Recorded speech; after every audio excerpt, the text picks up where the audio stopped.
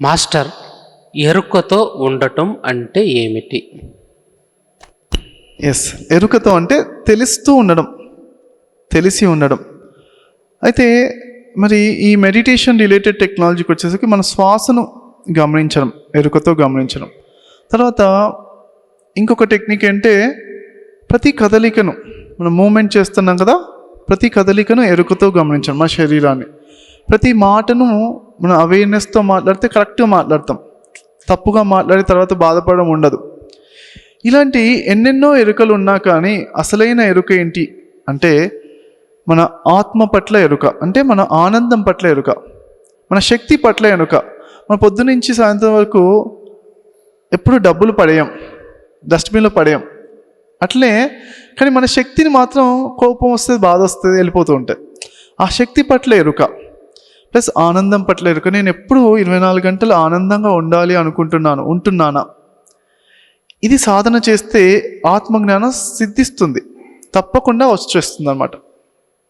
ఎప్పుడు మనం ఆనందంతో ఉండే విద్యనే ఆత్మవిద్య అన్నారు. ఇదే సచ్చిదానంద స్వరూపులుగా అంటారు కదా. బుద్ధుడికి జ్ఞానోదయం అయింది 40 రోజుల తర్వాత. అంటే ఏంటంటే 40 రోజుల ధ్యాన సాధన తర్వాత ఆయనకి ఆనందం స్థిరం అయిపోయింది అనమాట. ఇది టెక్నిక్ అనమాట. చాలామందికి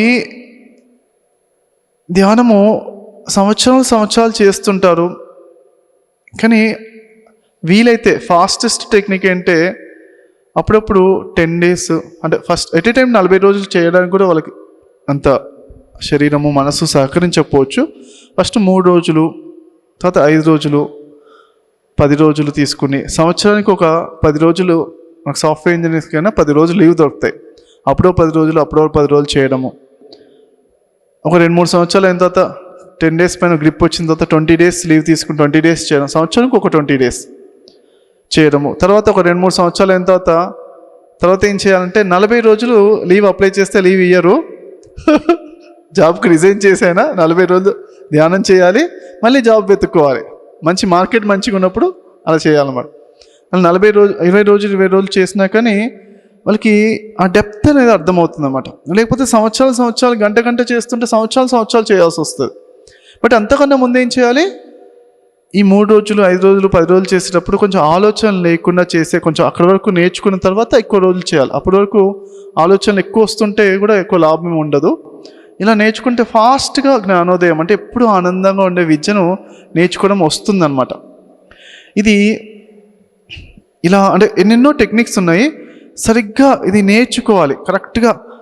ఈ విద్యను ఎవరైతే మరి మీకు నమ్మకంగా గమనించి వీళ్ళు ఆనంద పైన పట్టు సాధించారు, మాస్టర్స్ అయ్యారు అని మీకు అనిపించిన రోజు, మీకు గురి అనిపిస్తే వాళ్ళని గురువుగా తీసుకుంటాం. ఆటోమేటిక్గా మనం తీసుకుని ఈ సచ్చిదానంద స్వరూపమే మరి ఆత్మవిద్య, ఆత్మజ్ఞానం, అది నేర్చుకోవాలి. అందరూ నేర్చుకోవాలి. ఎందుకు నేర్చుకోవాలి అంటే భూమి మీద ఉన్న మనిషిగా పుట్టిన తర్వాత సర్వోత్కృష్టమైన జ్ఞానం ఏంటి అంటే మనకు దుఃఖరాహిత్యం, బాధ లేకుండా ఎలా ఉండాలి, ఎలా ముక్తి స్థితిలో ఉండాలి అనే విద్యను నేర్చుకోవడమే ఆత్మవిద్యనే.